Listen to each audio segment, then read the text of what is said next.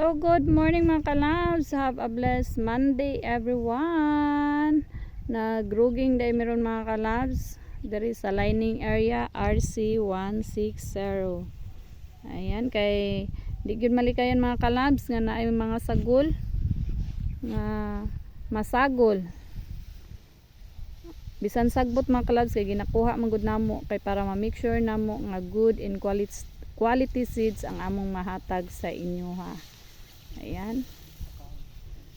So amo aja po nang dalon ng amo ang gikuha. Oh, ayan, ingana ra ang kating mga kalabs pero na cut na gyud na sa punuan ni Papang.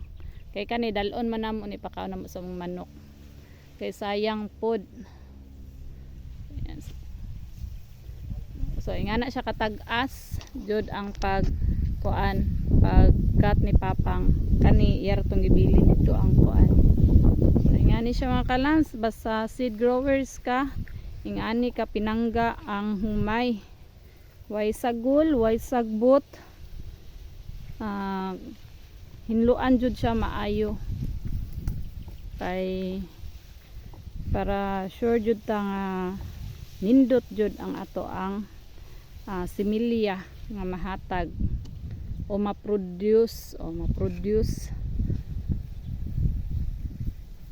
yan na yarang giputol pero giputol dyan na niya sa iyaha yung punuan mga kalabs yung kay dalon man namo para dili kaayo tag-as kaduhaon na po niya putol.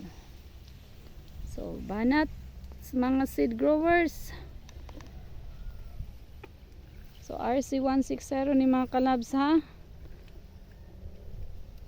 Sa mga nangita og similya reserve na mudaan para maka-reserve na ta sa Damsip Co-op. Pwede ra mo magpa-reserve sa kuha aron ato apong pa-reserve dito sa among co-op mga kalabs. So murag kanus alang mag-harvest na ta. Naa siya borer gamay mga kalabs kay dili jud malikayan.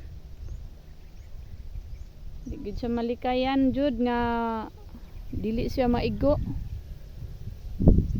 Pero normal ra gyud na siya ron mga kalabs.